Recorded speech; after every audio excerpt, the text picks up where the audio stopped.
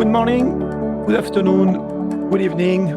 Welcome to this new session of the Neos Education Science Seminar. We have not one, not two, but three speakers, and they are going to share with us the experience on building world in Neos, talking about the processes that are involved. Welcome to all our audience here in Neos. Welcome to our audience on Twitch. Thank you very much for being here. Thank you very much, Jason Mo, for the production. He's at the video cameras here with his crew, Projectivity, and Carlos. Thanks again for your help. And today we have three speakers, and we're going to start right now here with Crusher, who is going to present the work he has created for the MCC 2022. So if you have never heard about these MCC, they are competition where creators once a year have 1 month and only 1 month to create from scratch an entire world. And the last one was in February this year. And we are lucky here to have Crusher, Delirious, Jazz, and our third speaker, Rustybot, which actually is going to start those three talks. Again, those sessions are recorded and they are live on Twitch. So make sure that you're on your best behavior. And Rustybot, yeah, off you go. Hello. I did the Rusty Mech, which is a 1 to 3 person piloted giant armored humanoid vehicle. Last year I did a exosuit, which was a 2-person thing. And so this year I wanted to go even bigger than that because I always get a kick out of having multiple people working on, or not working on, but controlling the same. And in VR, it feels like you're standing right next to the person. So it just makes it all the more of a cooperative experience. And my friend Sloppy McFloppy made both of these drawings. The first one was before I actually started playing Neos, and he was explaining to me the things that you could do in here. And I mean, I didn't believe him yet, but because it sounds so crazy. And then the second one, the exosuit, is after I told him about that idea, since I was already playing. But this one, the mech, had always been sticking in my head, and I was hoping to be able to make it for a big project at some point once I actually knew how. Because there's just not a lot out there that lets you sort of be, like, combine with a person and control the same thing together with just sitting next to each other and kind of being in the same avatar almost.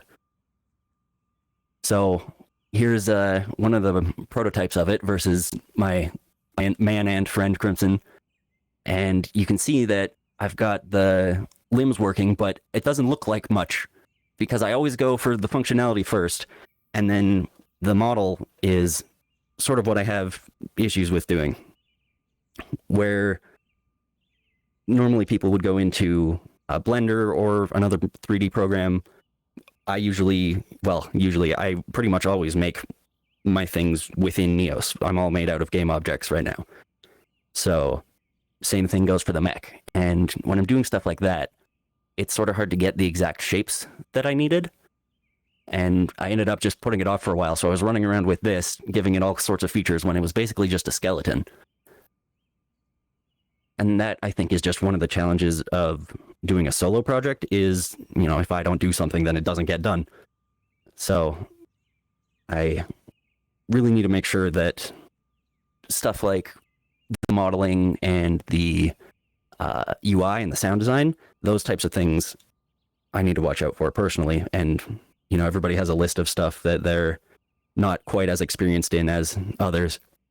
But the main part of it was getting the limbs working properly and making sure that it feels good. And you can see that even with the first versions here, where right away it's just a platform of 3 stands so that you have enough, spaces for each pilot. The legs didn't even work at that point.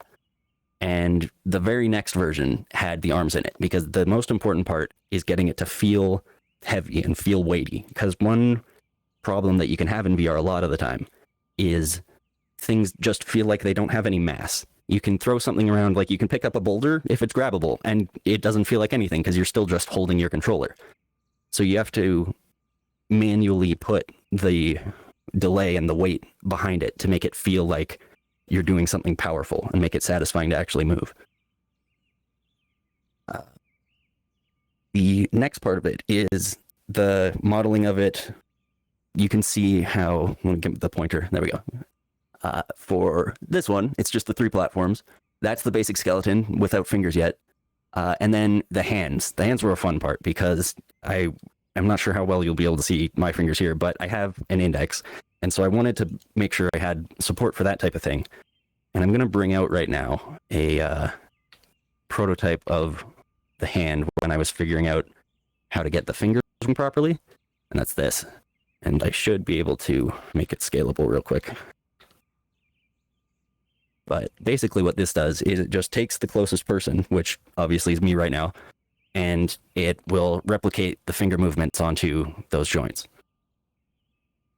So essentially what I did is just take a couple nodes that are in-game that output the rotation values from the sensors, and you just plug it into any slot and it'll give it that transform. So then I have this one that also has the thumb, and I shortened the palm a bit so it doesn't look weird. This is almost like a raptor claw. That'd be cool.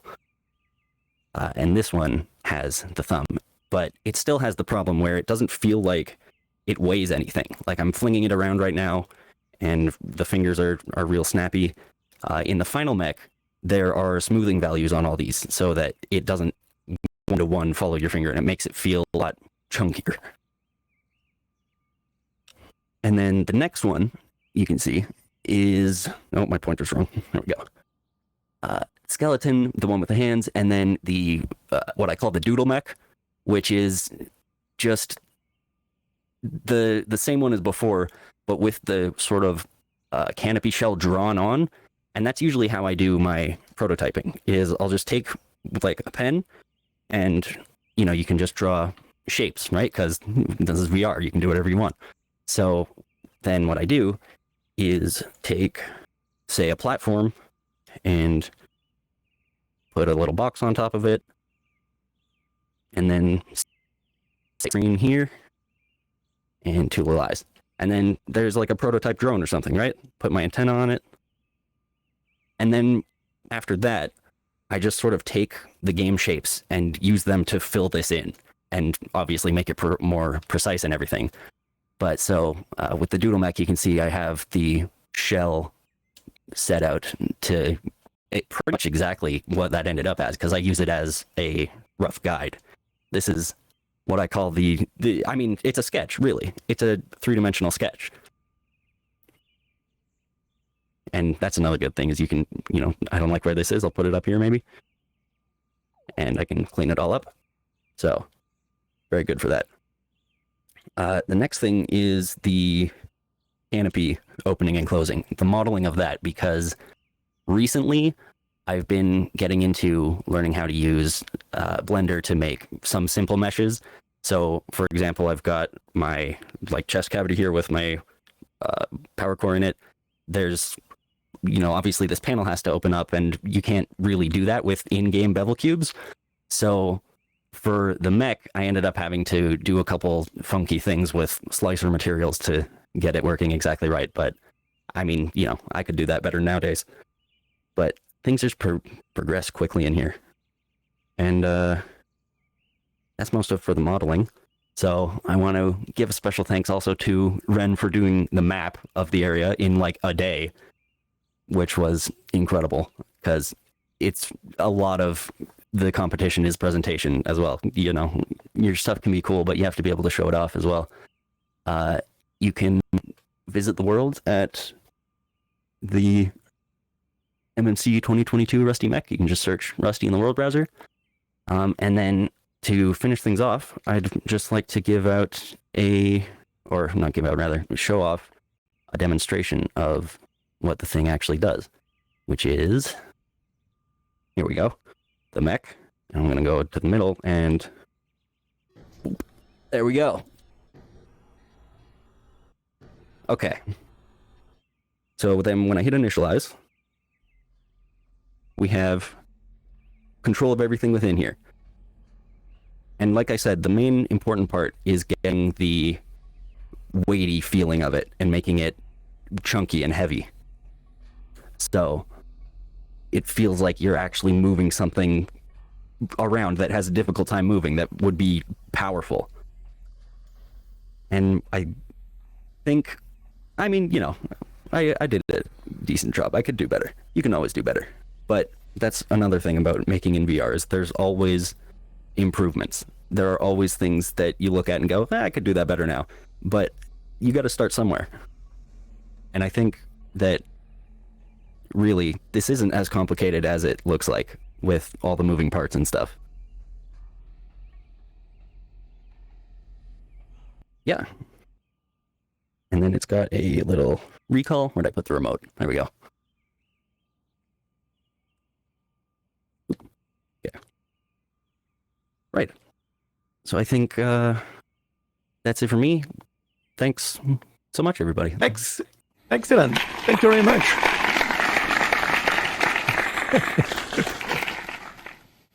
Brilliant.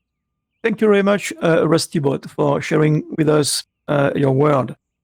I would like to call now the next speaker. We're gonna keep Crusher for the end, and Delirious Jazz.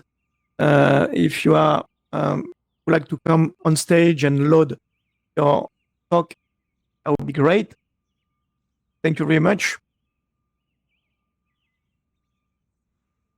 Don't forget to put yourself in the shouting mode.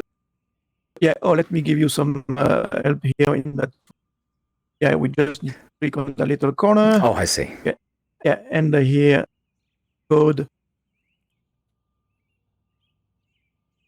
Okay, cool.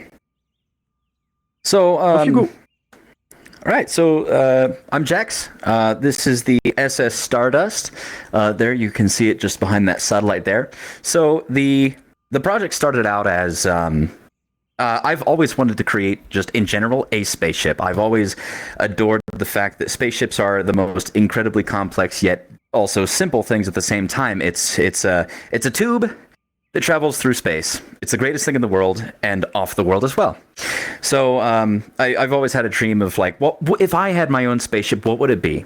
So that's how this started. And as things went on, I really have to point fingers at everybody who ever visited me while I was working in the world, because this world would not have actually developed the way that it did without the people who were coming in and were just playing with things as I was building it and throwing it in. And based on how people were interacting and using the world, it actually developed into something far more as time went on.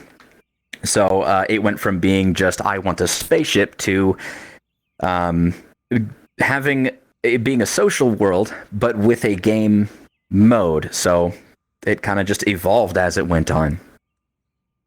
The main thing that I really wanted to do, though, was I wanted it to have tangible mechanics. I wanted the spaceship to have a life of its own. I wanted it to be fed fuel. I wanted it to use up that fuel. I wanted it to transfer things into other things.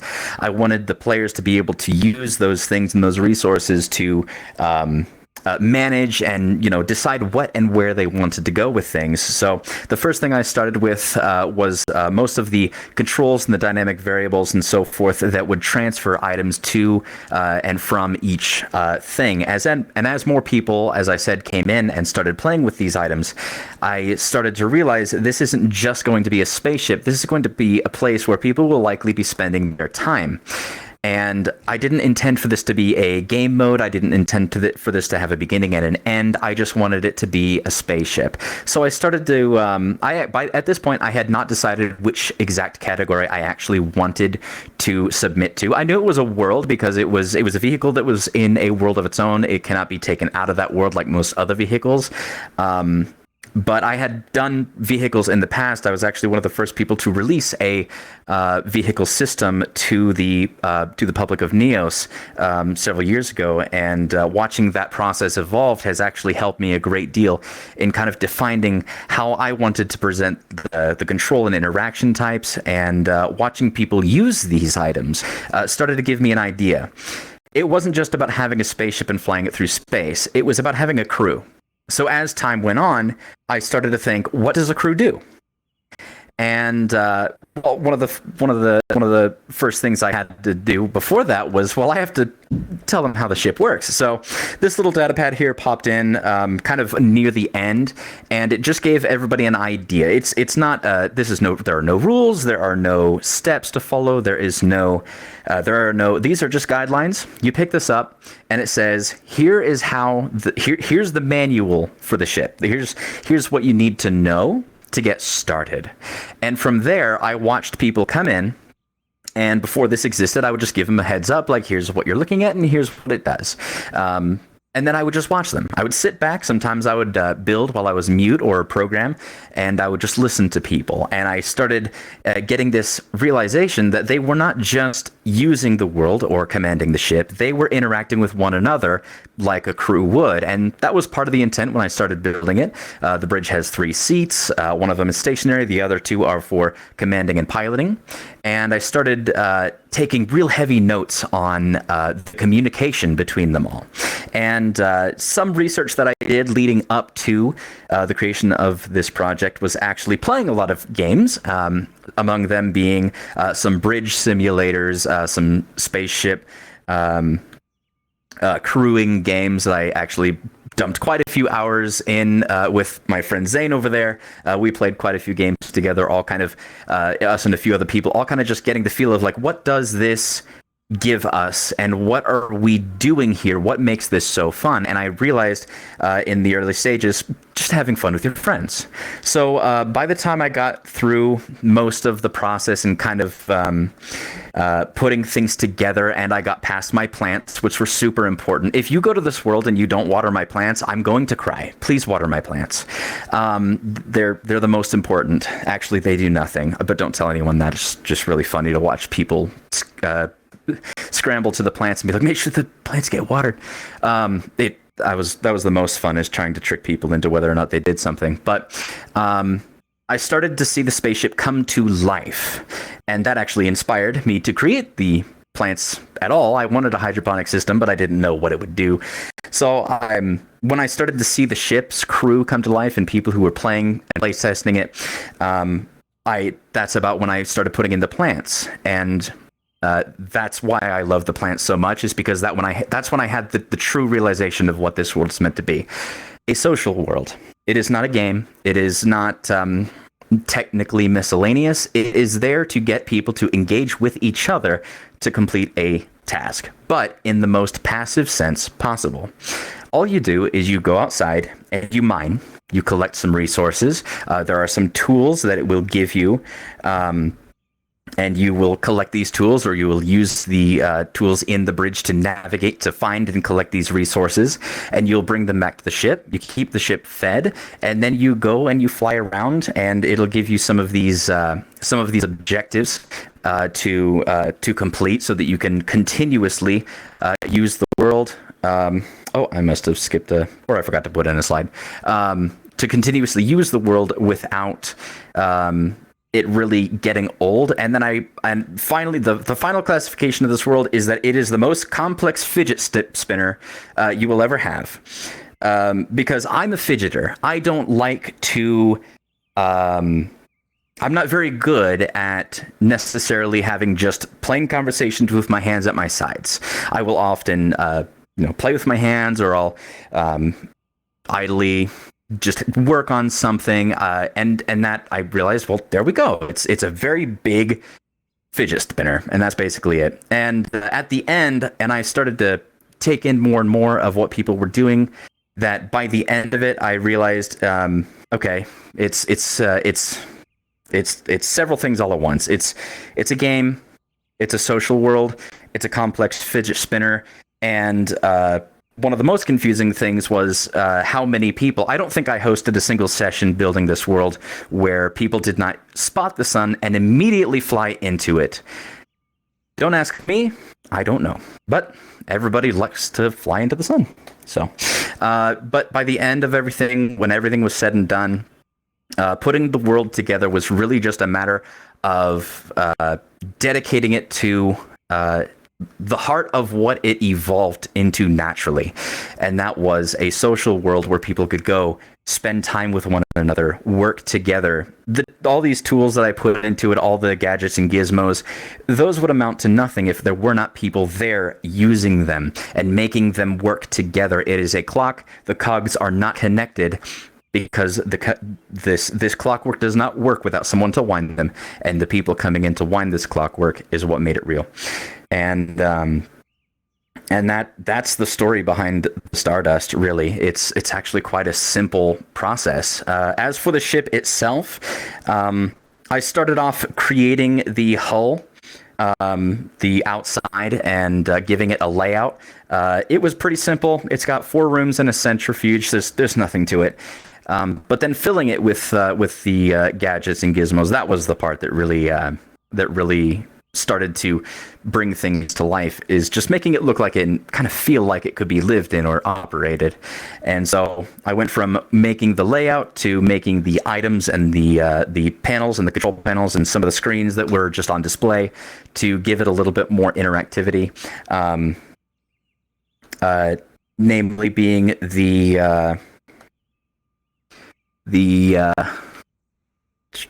maybe I forgot to put these in order. Oh well. Anyway, so there's a command station. I probably forgot to mess with that. I apologize. My slides took backseat priority to family time for the holiday week for this week, so I wasn't able to get this done as well as I wanted to. But the command center, where you take command, you're the first person in the world, and then you assign people certain security levels, where they'll be able to enter certain rooms or they won't be able to enter certain rooms. So not only does it give you life, does it give you the opportunity to put some life into the ship itself, but it also gives you control on who will take what roles. So you can have a little bit of some role-playing exercises or activities, just kind of approach it however you want to. That's basically the end of this. Is assembling it was, I wanted people to make it what they wanted to, and as a result of people using the world, it became what they wanted it to be. And so this the process of creating this world was literally just start somewhere and let people fill it with life, and that is what the Stardust is. So great. Yeah. Thank you very much, Jazz, for this talk and sharing with us your process. Can I call Crusher on stage? Excellent. All right, let me help you. Loading. Excellent. And of course, at the end of Crusher's presentation, we will have a Q&A for about 15 minutes. All right, take it away, Crusher. Yeah. Hello, my name is Crusher. I was the team lead for Burning Memory. I'm going over a process and a thing behind different aspects of the project. So the first thing I and Jeff, my team member that helped make Burning Memory possible, did was we jumped straight into it. So we started fleshing our ideas, and we originally had an idea for like a boxing game, no one for like an audiovisual game, but a few days before MMC started, I was recommending a video for Every End of Time, or if you don't know about it, is a music album depicting the 6 stages of dementia. And it got me thinking about how we could represent this visually with the environment, and also took a little bit of inspiration from PT, where the player would loop around, and within each loop, the environment would change. So once we had a rough idea of what we wanted to do, we started planning. And as you can see, we just wrote down any and all ideas we had for the stages and started creating a timeline of roughly when and we should get each stage of the project done. We also agreed to have a minimal viable product or an MVP done by those first 2 weeks. This meant having the core of the game done, which wouldn't be a full scope, but would still give the player the experience we wanted to give them. This is also due to last year's MMC, where we left it to the deadline and didn't give much time, or really any time, for playtesting, which is crucial for this year, where we bounced off a lot of ideas and even came up with new ones through playtesting. And then once we had a rough idea of what we were going to do, I started thinking about how this environment was going to look and feel. So to communicate with this with Jeff, I made this sketch to show how, the player should probably start in this bedroom area, go out to the balcony, brush their teeth here, down the stairs, run the TV here, and then to the kitchen over here to make some coffee. And this would be like the morning routine at the repeat throughout the stages.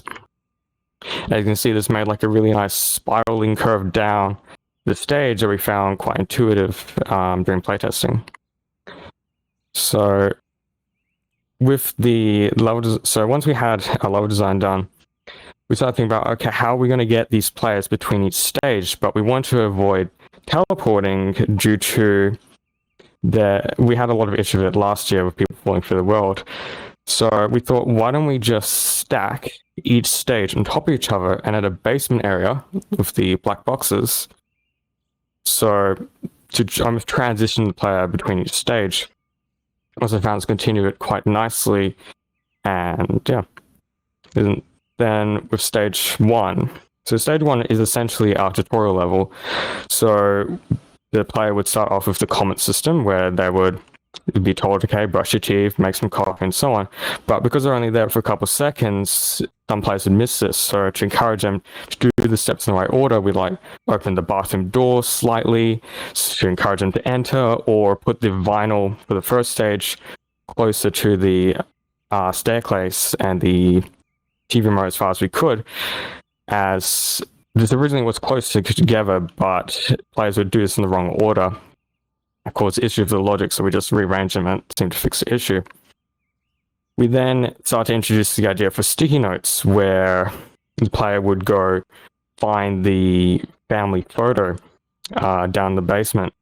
This would be an objective to go down, and part of it just being a part of the morning routine. We then go to stage 2, where we start to introduce more and more sticky notes and replace the comment system, as we had the idea of the comment system almost being the thoughts of the character that you're playing as. And as the player's progressing, they're writing down more and more notes to try and remember what the routine. You can also see with the toothpaste, they question if they put it there. And when that happens, I'll bring this up. You can see when that happens with stage 2, there'll already be music playing, but when you pick it up, it would glitch and return back to normal. That was originally found accidentally by Jeff, but we found that made a really nice effect. Give the player this is intentional. It's not just randomly the next day and objects are being moved around. You can also see how the colors have been slightly shifted, and some geometry is a little distorted if you know what you're looking for, but it's pretty similar to first stage. Then we move to stage 3, where you can see how the colors are now really starting to desaturate, and the objects themselves are now starting to distort, especially in the kitchen, for example. We also start to introduce the idea for more of a story element, where the player would have these journals that we actually discussed with our playtesters, to have, they weren't quite sure if it was their birthday or not, even though if you remember in the first slide, we had this calendar, which would check off as you go through the stages until this stage, where the calendar would be almost barely day 20 crossed off, to show how they're really deteriorating and aren't even quite sure of their own birthday. And then once they've completed the steps, go to stage 4. We can see now how the environment has become almost monochrome, and the railing and everything is really starting to distort.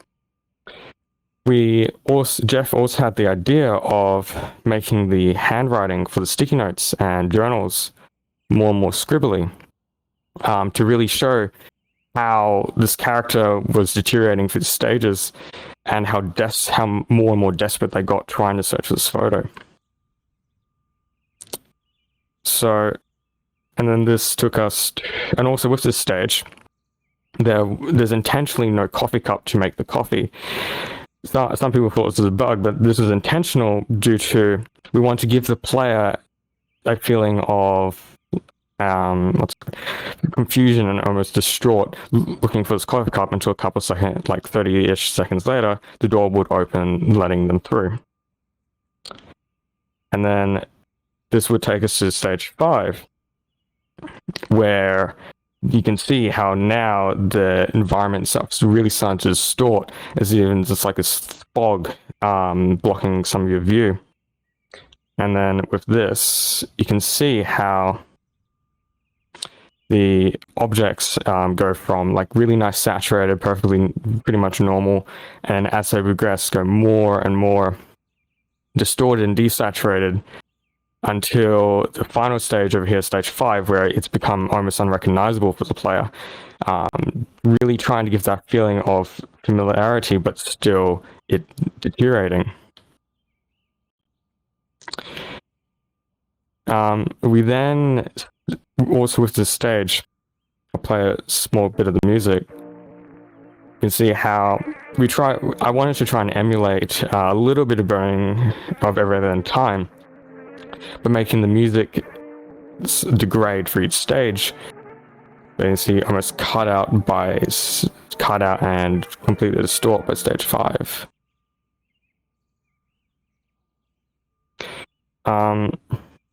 Yeah. We also, since we had a little bit of extra time, we had this idea for achievements, which I haven't really seen much in Neos lately. But I thought, as we discussed about playtesters, we thought it was a really nice idea for them, if they wanted to go back and complete them, there would be like a final journal entry for them to collect if they wanted a little something more. We also had the times there, which we actually had someone speedrun, which I found quite interesting, burning memory, but it was just to show how like the experience takes as long as it did. And it was also a good time to get our 10-minute mark that we wanted to reach for the game. But yeah, thank you for listening. There's one final point I want to end on is, although yes, the topic for this was quite serious, we still try to enjoy ourselves with the process and try to like just have fun while making it, and you'll learn a lot just letting go of all the like little details and mistakes here and there, as there are plenty in Burning Memory. But we still thought we made something cool, and that's all that really matters. Yeah, thanks for listening, and I'll see you around. Thank you, Crusher.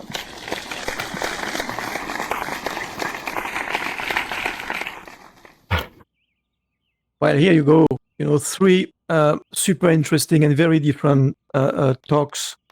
So thank you again to our 3 speakers who share their process and experience. And now I would like to open the discussion by taking some questions from the floor.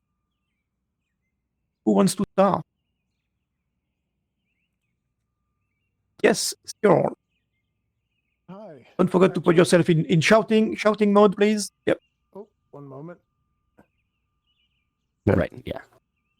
Yes, of course. Sorry about that. Yeah, Crusher, Rustybot, and Jazz. Thank you very much.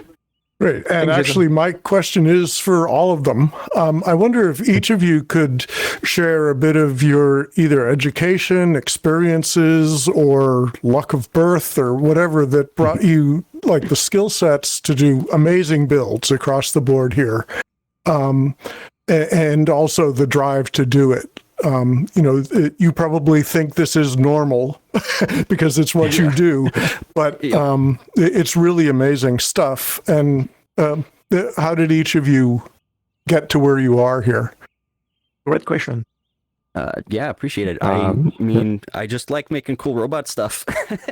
I wasn't really a big maker of anything. I just sort of played video games, and then as soon as I got in VR and the manipulation you can have over 3D objects in a space like this, I just went, oh man, I can do whatever I want.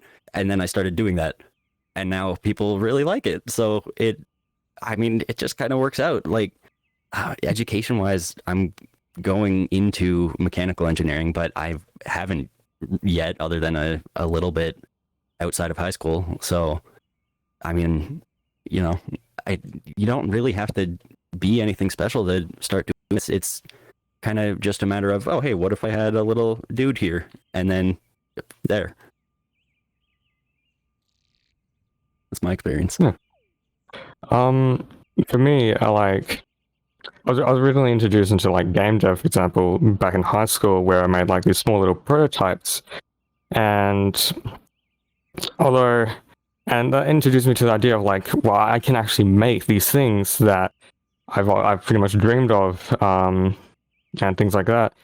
But as I started to get older, I found that like, okay, I can actually do more than just little 2D games. Like, and then I found Neos, for example, and saw the potential of like how much functionality there is here, and made things like Playtester and this to really try and push myself and learn as much as I could about these different systems, or how like these much larger developers than I like put these all together, and how they do the process and so on.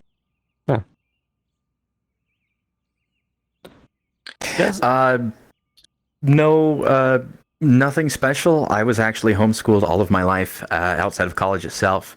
For the most part, even a lot of it was self-taught outside of a few project classes that I would I'll go out and attend on my own, and kind of just absorb the information as it came to me, or where I could find it. But yeah, outside of I did wind up getting a degree in college in multimedia graphic design, but outside of that, it was all just I just wanted to learn these things. So once I got through high school, I just continued to seek the knowledge, and because I started a lot in photography and stuff like that in high school, and it kind of just went into game development as time went on, and then from there I got a little bit more into science, a little bit more into I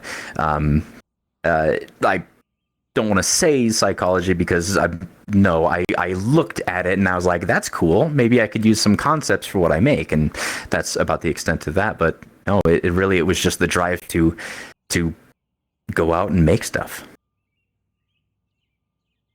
Right. Thank you. Questions?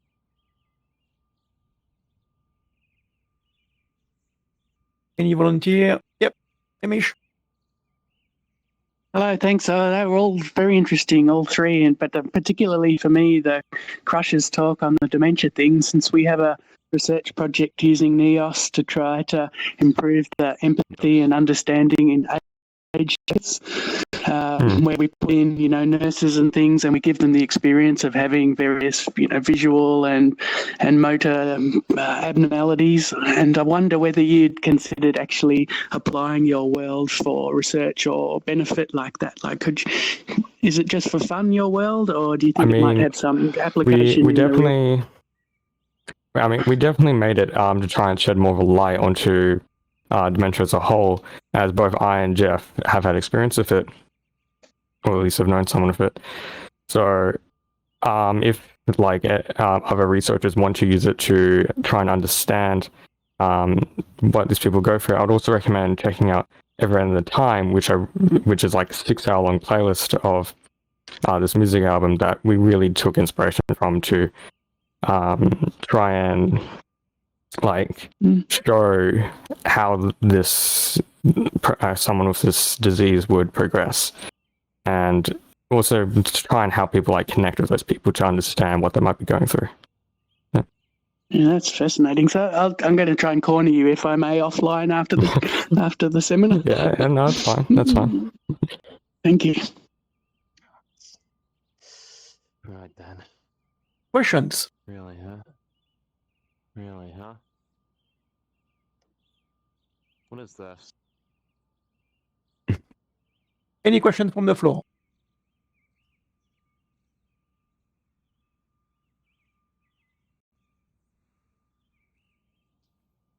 Yep, Cyril.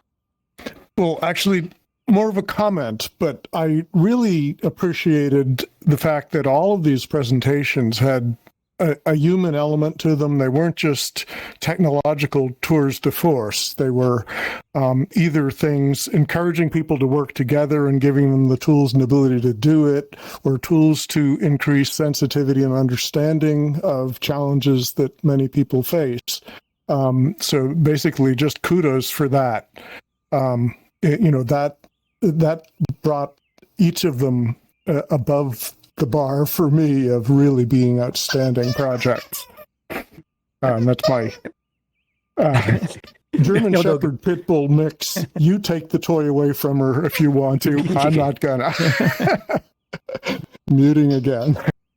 Yeah. Yeah, no, appreciate carry that. on with that. That's one of my favorite things.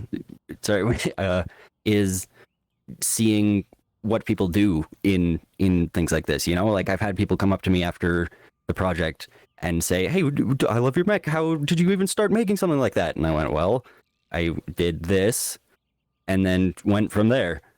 And then that inspires them to do something, and that is the best when something that I do can make someone else build something cool, because then that just keeps spreading around. I mean, I like looking at Jazz and Rustybot, talks and the process. It's very interesting to see how you almost, follow a process of an artist, by drawing a few lines and then refining and refining and refining and refining, rather than having a good idea of the intimate detail of where you want to be, and then basically start to build it. I mean, it's really interesting to see that process. And the question I have in mind is, okay, those words you have what, 30 days things together, and that's something that I always I always wanted to contribute something to this MMC, and the thing that always stopped me is I'm not going to have the time. So I'm interested to know how much time did you put in building those words in terms of hours per day, perhaps, or hours per week? How many times? How many hours? For me, at least, it was just a matter of every free moment. I maybe took in total a couple days, maybe about 2 days. 2 or 3 days in total to just play video games for myself, just to not overwork myself or overexert it. But like outside of that, it was just me. So every waking moment. Wow. Yeah, no, I felt that too with my this one and with the exosuit. Is when it's a solo project, like I said, it doesn't get done if you don't do it. So I asked for fewer shifts during the month at work so that I could put more into having the mech happen. And I mean, it was worth it, apparently. Cool. I mean, for me, like, because I live outside the world to Jeff, it's a little tricky to get the schedule right. So I'd work, I think it was like 2 hours in the mornings and 2 hours in the evenings. And I'd be roughly matched up with Jeff. And then during weekends we'll work pretty much the whole day or the whole night for him. But I was gonna say, like, I also to comment on the process, I find it interesting how Rustybot and Jax, they went through the world starting with like a rough idea and then progressed. While with me and Jeff, we tried to plan as much as we could in the beginning and then get the rough concept done by the first 2 weeks, which I find quite interesting. Yeah, no, it's neat how different workflows can sort of end up in the same sort of, I don't know, quality.